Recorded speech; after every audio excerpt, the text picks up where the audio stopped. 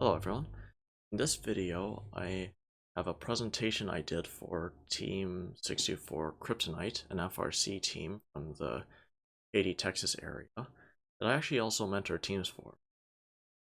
In the presentation, I actually cover how to make the most out of both a 2.5 minute match and how to make the most out of your robot build season. I hope you enjoy the video. This was recorded live, so I have edited as little as possible, only editing out some people's information. I hope you enjoy the presentation. Thank you, and enjoy the video. I guess we'll start with the introduction. Unfortunately, this general concept of maximizing the score isn't easy. You'll find that there is a lot of frustrations, a lot of pitfalls that can easily get in the way of trying to maximize your score. And it is okay to make some mistakes as long as you're learning along the way. You're probably going to make, actually, basically every team is going to make a lot of mistakes on their way to learning how to do this, so yeah, that's fine. This is going to be all from my own experience and my own opinion, so if you don't agree with some of them, that is okay. So we'll start by figuring out how do you assess the team's abilities. So you need to figure out your team's skills and abilities, and this would include your mentors. So for example, if some of your team members have been noticeably very good at, say, science fair presentations or really any other kinds of presentations, this is something you want to note down. If some of your kids are very good at computer skills, then that's something to note down. If your team has a couple of people who've been building Lego for a long time, you should know all of the stuff before you start the season, or as early as you start the season. You can't always know your team before you start. In addition to that, you need to figure out your team's resources. So the most common ones are like budget, the time you're going to put towards it, and then there's other useful resources like the space your team might work with, any extra mentors or such that may come in, and then also things like your computers. You want to figure this out because all this is going to help you determine what your team goals should be regarding the robot.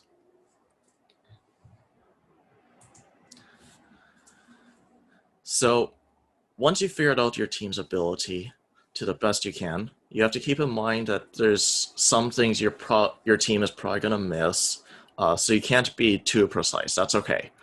But you need to be flexible because your team's ability and resources can definitely change over the season.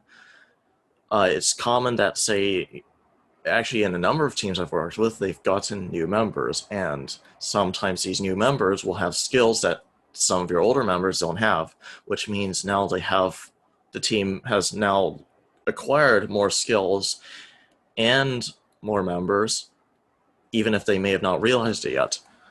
They can also acquire more resources because maybe a team parent or a team sponsor will give them some more resources, or they can change goals. And all this stuff can kind of change over the season. Now, when it gets later to the season, this stuff is less and less likely to change, so you want to keep that in mind. So we're going to start, now that we know the team's goals, resources, we now want to figure out the difficulty of the missions on the field. Now I want to keep them, there's generally like 4-ish categories, levels of difficulty for some of the missions. So for some of the missions, they're relatively easy. They're not going to be too hard for really most teams to do. There's some that are moderately difficult, so they'd be a little bit of a challenge for some teams. Some higher level teams will not have too much of a challenge. There's some missions that will be difficult, and then there's some missions which are basically impossible, and even the best teams in the world will not necessarily do them. Or sometimes, in some years, there were missions that were never done at all.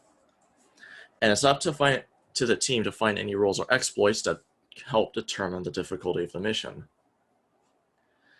Now, for some missions, this is actually very important because otherwise the mission is really, really difficult to do. And for some easy missions, you generally shouldn't bother trying to look for them because, well, they're not hard.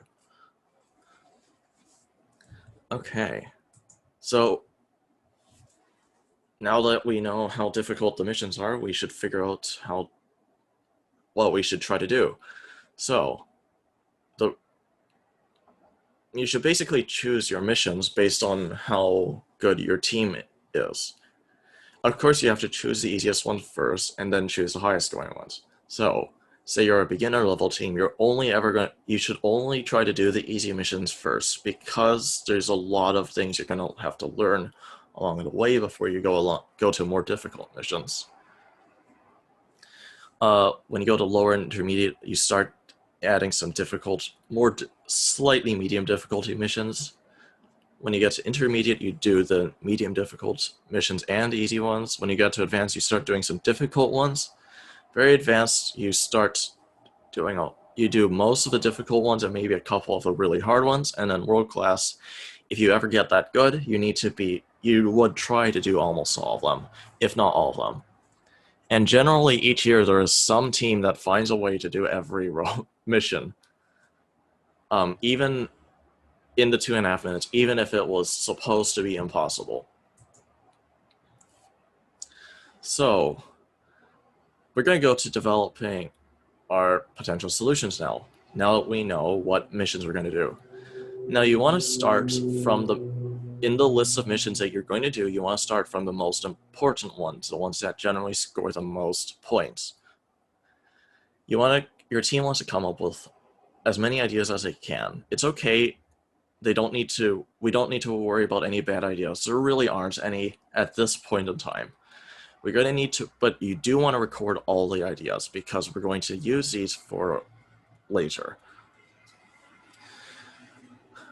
Now, we have a little weighted decision matrix, which is a way to determine the best solution based on what we think is most important and what we think each solution scores in the criteria we mention. Now, keep in mind there are many other ways to make decisions than this, but we think that this is the best one. Now, keep in mind that this is not an end-all, be-all by any means, and you can find that even if one idea wins the weighted decision matrix, when it actually touches the real world, it doesn't work nearly as well as you might think, and that's okay. So, we're going to start with the criteria. What the heck? We're going to figure out what the criteria are, and this is different depending on what tasks the solutions are for. For example, a lot of years they had a mission that was that would only score to one team based on how fast they got there. Obviously, then, if that was the case, speed would suddenly become a very, very important criteria. So you figure out what the criteria you're judging all these ideas on. Sorry, that was a bit of a mistake. All right, there we go. Whatever, let's move on. Now you figure out how important these criteria are. Now, this can be different for not only your team and a task. So, if your team is, say, higher level, then difficulty to implement is actually less important than for, say, a lower level team. So I just put some sample importance of each of the criteria, and we're doing it on a 1 to 5 scale. Now we can put in the ideas. This is not for any particular task. This is just some sample ideas I put in. And what we're going to do is we're going to then move on and put some scores in, deciding how good these ideas score on each of the criteria and the weighted decision matrix. Now you're going to find that it's quite easy if you're not careful to have a relatively biased person change the numbers to make this favor really any of these ideas. So it's important that you try to make someone find someone who is relatively unbiased and give them the job of giving all the scores, or at least have your team have a reasonable consensus as to what they think the scores will be. Now what you do is you multiply each of these scores by the importance of each of these criteria, and then you sum each individual idea's scores multiplied by each individual criteria, and you get the total. And what you do is you choose the highest total score. In this case, the FLL would be the best solution because it scores the highest on the most important of all the criteria. All right. When we go to developing potential solutions, and we now have what we think are the best ideas, it's now moving on to prototyping. Now, prototyping is a thing that kind of depends on how good your team is at building in general. If your team is not that good at building, this will be a more difficult step for your team. Now, one of the most important things, I made this really large in the presentation, is you should make your prototypes quick and dirty. If they are not, you're going to find your team is going to waste a lot of time building prototypes, and this valuable time could be used in significantly more effective ways. So yes, make sure that your team's prototypes are quick and dirty and are just designed to show whether the idea can work or it won't. Now, it's worth mentioning that each idea should have a reasonable amount of effort to put towards it in order to try to make it work. However, if your team cannot come up with any easy solutions to the prototyping by prototyping, then chances are you may have misassessed how difficult the task is, and your team probably shouldn't do the task. Because if they cannot come up with an relatively easy solution to prototype, now relatively easy is a relative term because for some higher level teams this can be a more difficult thing to pull off. If this team can't come up with a reasonably easy solution, then chances are they won't be able to come up with a reasonably easy solution when actually developing the real robot. Now, for the most frustrating part of the whole process of implementing the robot is actually putting the whole thing together.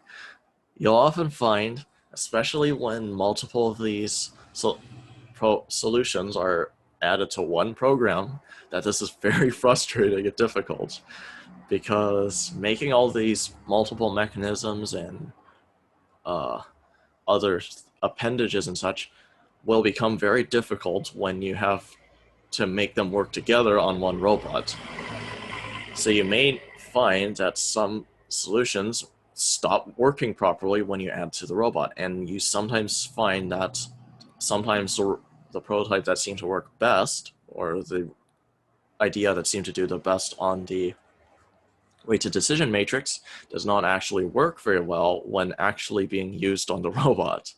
You need to be ready to change if that happens, because otherwise your team is very, very likely to go and to struggle when their solution doesn't seem to work when it reaches the robot. So we'll move on to the 2.5 minutes part. Now, 2.5 minutes is not a lot of time. That's basically about the amount of time that you may take to, say, cook one side of a steak, for example. It's important to keep in mind, though, also that anything that is scored after the 2.5 minutes does not count, because 2.5 minutes is up. They'll tell you to stop the robot. You also have to know how long each program takes and how long each changeover takes, because the changeover time is also included in the 2.5 minutes. So when you're scoring points, it's based on three things. The first is the easiest one. It's just filling up the 2.5 minutes with the point scoring and changeovers to score more. Now it gets more difficult. Next is giving the robot the most time to score the 2.5 minutes.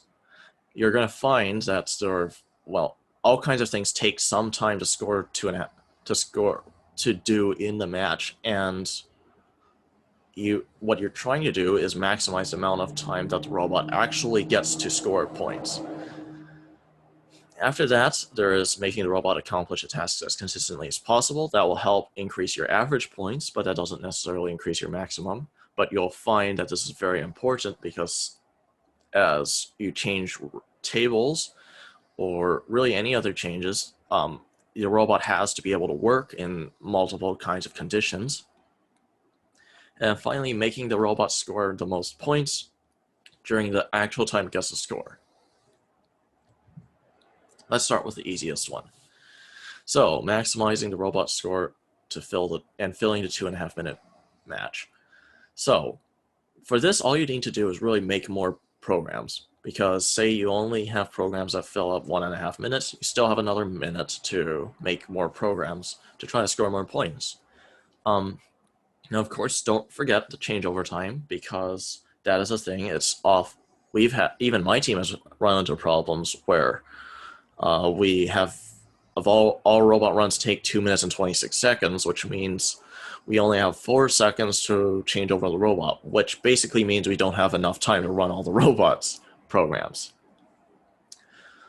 Chances are you're going to end up in a situation like this. So you have a bunch of programs.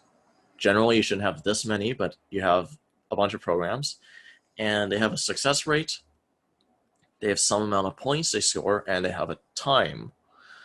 Now, you have to figure out what you do when you have more programs than can fit into 2.5 minutes. You have to determine how long the programs take, how likely they are to work, and how much they score. Now, we have the same programs on the next slide, and what we're going to do is figure out the points per second, shall we say. Now, you want to choose the programs that have the highest points per second. So what we did was we multiply the success rate by the amount of points and divide that by the seconds, and that's how we get this points per time. Sorry, I changed the formatting at the last moment. That's why we have a few small issues with the charts. That should be fine now. And you can see we have a bunch of missions. Now you notice that we generally don't do the missions necessarily because they are very, very reliable, or because they are they potentially score a lot of points, because sometimes if either the robot very reliably scores not very many points, it's still not worth doing, because even if the robot is guaranteed to work, it just doesn't score enough points. And that's okay. Now, here we can determine, I worked out how much time each of these missions takes, and here's a little list. We get about up to, I believe, 135 seconds out of 150. So yeah, we ended up not using program 2 and program 7. Program 2, despite working not that well, but it scores a lot of points, it's because it actually just takes too long to run. And then for program 7, we find it just doesn't work often enough. So yeah, these are the programs you don't get to do.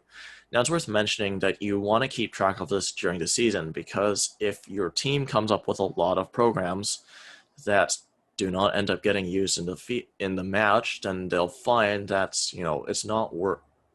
They're going to waste a lot of development time because they don't have a robot, or the robot doesn't actually get to do a lot of the missions that they actually developed.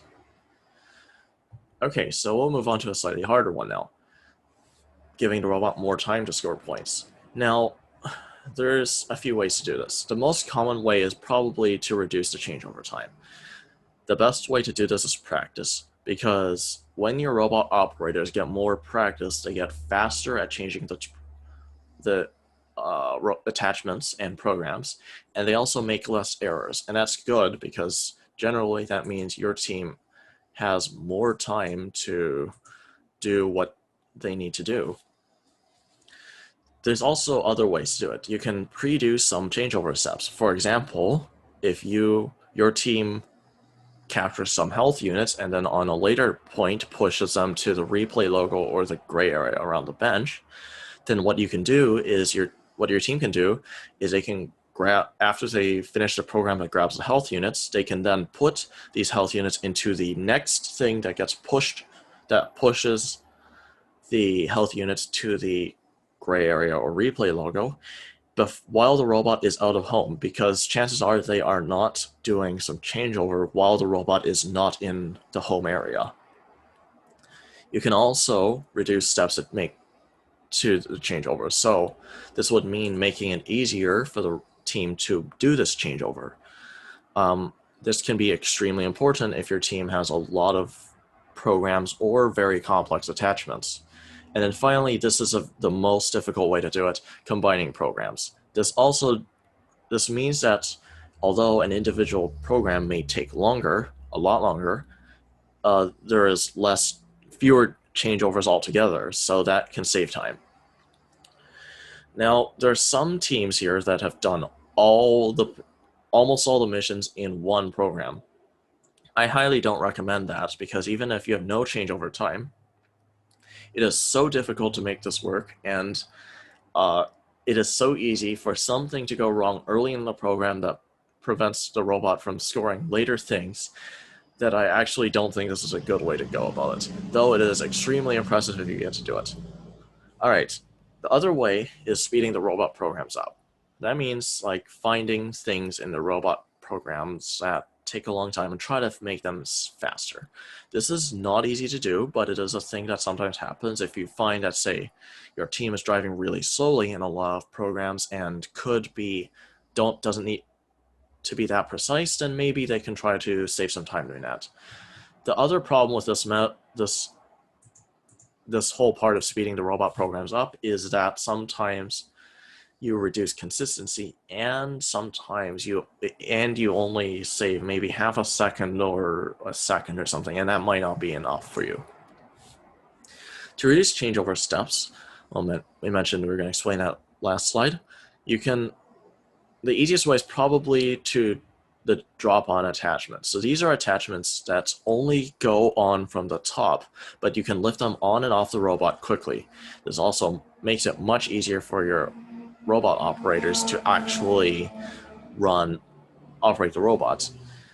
Now, it takes a bit of discipline to do this, because you'll find that it's not so easy to develop these, especially depending on how your robot works, so you don't always get to do this. You can also leave some attachments behind, which may save time in removing the attachments. If you need, you can also make a sequencing program, and this is a program that has technically all the other programs on the robot. This allows you to save time switching the programs when in the actual match. Now, be careful, because these can be a little bit finicky, and sometimes if you want to run a program again, for example, then one of these sequencing programs can easily prevent you from doing that. So you want to be careful with doing that solution. But it is a way you can save a lot of time. The other way, and this is probably the most easy to implement, is figure out which attachment is the most difficult and put it on the field first. Because you have to keep in mind that before the match starts, you actually have a decent amount of time to set up your robot. So most teams will put the most difficult to set up attachment first, because that saves them most time and they don't have to set that attachment up later in the match. Let me know in the chat how much time I have, by the way. So, improving the robot consistency. So, the robot has to be able to perform the tasks consistently. If not, not only will the robot not work, but your team will be pretty frustrated that a lot of robot tasks don't work. There are two large types of improving the consistency. One is making the robot vary less, and 2 is making the robot tolerate the variation more. So, making the robot vary less is like if you had a dartboard, that would mean throwing the dart more accurately. Now, in order to throw the dart more accurately, there's a number of ways, like practicing, blah, blah, blah, blah, blah. Basically, you reduce the amount of variation that the robot has.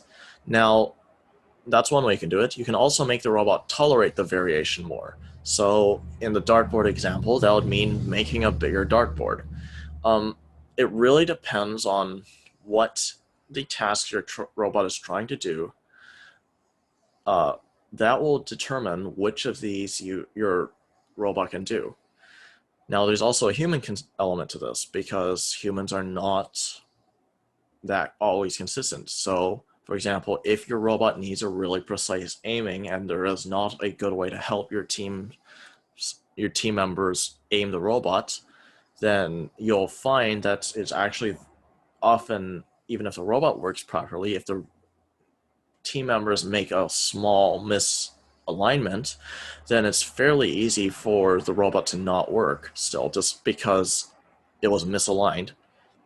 So you want to keep in mind that also the humans will on your team can also be inconsistent. Now, it's not always possible to make the program super consistent. You'll find that very complex programs get very, very difficult to work consistently, and also some tasks are almost impossible to do consistently. And that's okay. Sometimes you just can't always make a robot some of the robot programs consistent. There's nothing you can do about it. Now, reducing variation is probably the most obvious way to improve the consistency of the robots. Some good examples are squaring up on walls using the light sensor, either in line following or line detection, and then really any of these sensors using the gyro. And then there's also a lesser known concept called soft starting and soft stopping.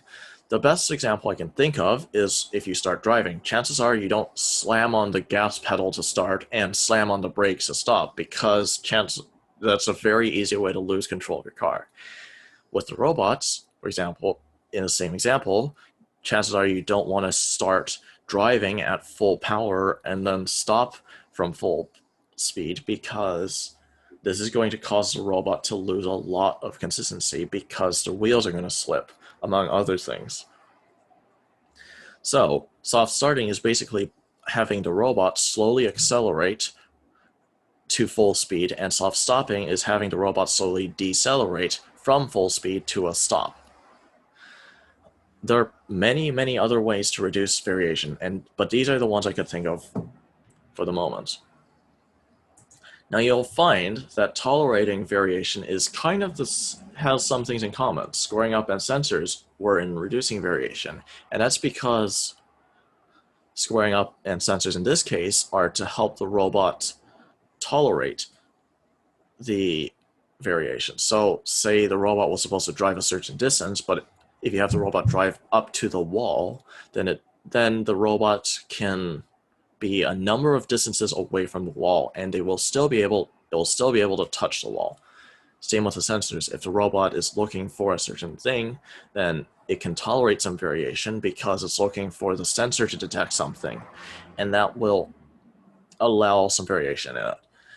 Other ways of tolerating variation are using, say, mechanical guides. So these would help allow the robot to home in on a specific target that it has. And then we already mentioned the dartboard example, but increasing the size of the target. Now, sometimes increasing the size of the target does not mean making something larger.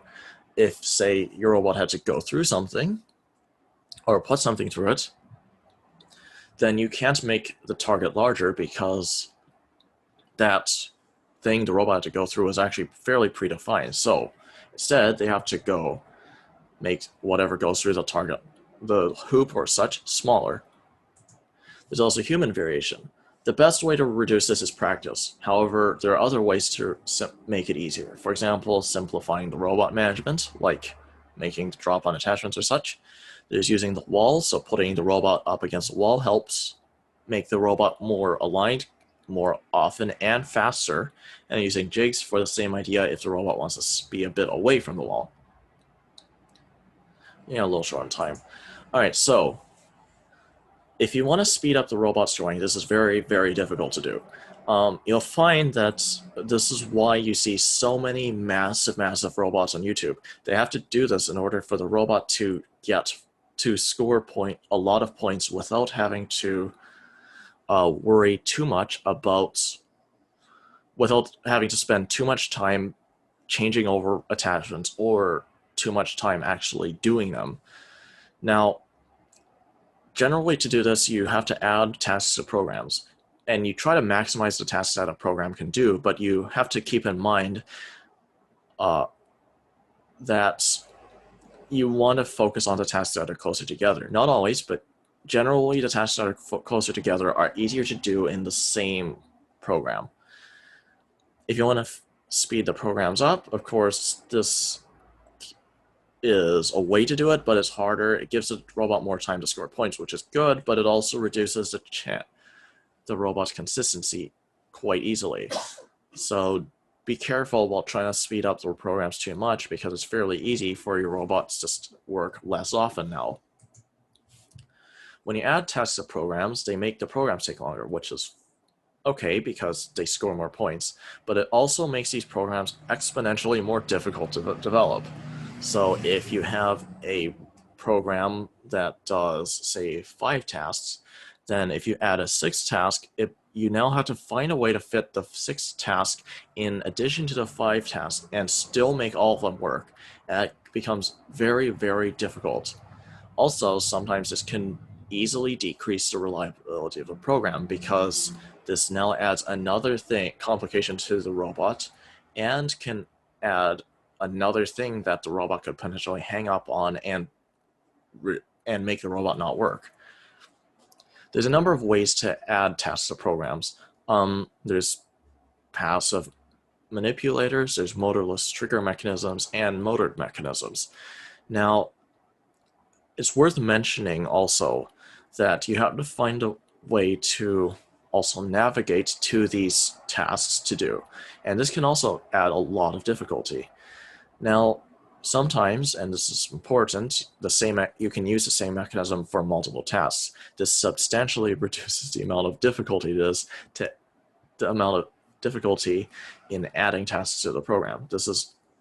Now, adding tasks to programs is very, very important at high levels, because if you don't, then chances are your team will not have enough time to score points. For the passive manipulators, these are things that don't move on the robots. So, for example, wedges that lift something up or move an object, traps that capture an object on the floor, spears that can grab loops, or robots pushing an object to another place or triggering a mechanism. These are all passive. There's motorless triggered mechanisms, which are basically mechanisms that are triggered by motors. Not by motors, but by something else. For example, this could be gravity, rubber bands, pneumatics. Be careful, these can be very tricky to pull off, but are very helpful in saving motors, because unfortunately we only have 4 to work with. And then there's motored mechanisms. These are mechanisms that can be powered by a motor. Now, some of these are very simple to execute. Probably most of you on your team, most of your teams have some motored mechanisms. Now, high-level teams are able to use one motor to power a bunch of mechanisms, and this gets important as you try to add tasks to a program. Now, okay, this is going to take a few minutes, but I decided I'm going to do one of my own robots, and we're going to try to learn a little bit from it. So this is actually a robot I developed a couple weeks ago in 3 days as a video, and we're going to actually see some of these kinds of passive, motorless, and motored mechanisms actually in action. I'm going to go and open the link. Oh, pause. Please pause. Thank you. All right, I'm going to quickly change the screen I'm sharing for just a second, if I can.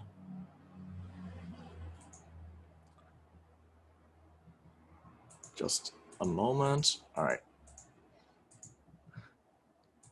So this is actually, y'all can see the robot video, right? This is actually my own video that I made a bit earlier.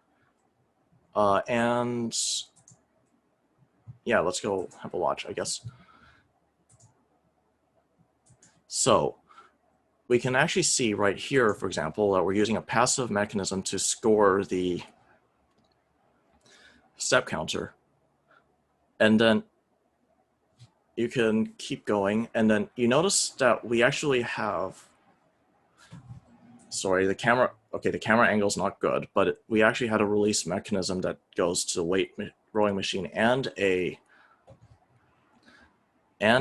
motor that powers both this gate that opens and the wheel. Now, it's important that you're careful about how the motor mechanisms, how these mechanisms go together, because it's very easy for something to go very wrong between the two. Okay, so we'll keep going. Sorry, I'll skip ahead because this program takes a while. All right.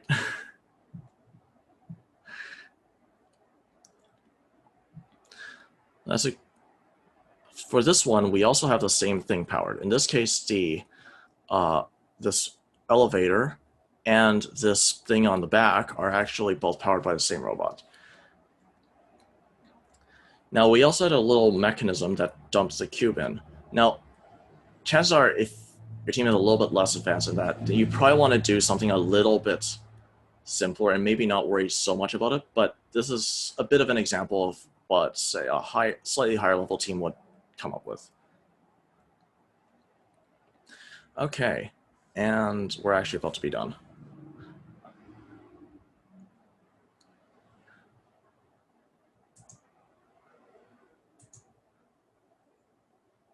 But yeah, I can share the link to the video later after the presentation. I hope you all can learn something from that. So in summary, your team needs to figure out their abilities and resources and plan what the team is going to do around them. After that, you need a concrete process to decide ideas. Oh, I'll answer that question a little bit later. All right, so once you have a concrete process for deciding ideas, you need to be flexible throughout the season. You need to be flexible in what your team will try to do, because sometimes the team changes. And you need to be flexible in what the ideas your robot actually uses, because not only can ideas change through the rule updates or such, but also the team can find that some ideas don't work as well as they thought it would. And remember that the 2.5 minutes is all the robot has to score, so you have to be able to save as much time as possible and be as consistent as possible. However, when the robot is running, you have to keep in mind you don't have to do all the missions, so it's not always possible to score as high as you may think. And then, as everyone has said, don't forget to have fun, because if your team doesn't have fun, then you may have not gotten what you're looking for. Thank you for watching the video. Hope you enjoyed it, and let me know if you have any comments or questions about anything I said in the presentation down below. Also, I hope you would like and subscribe to help for the YouTube algorithm, and thank you.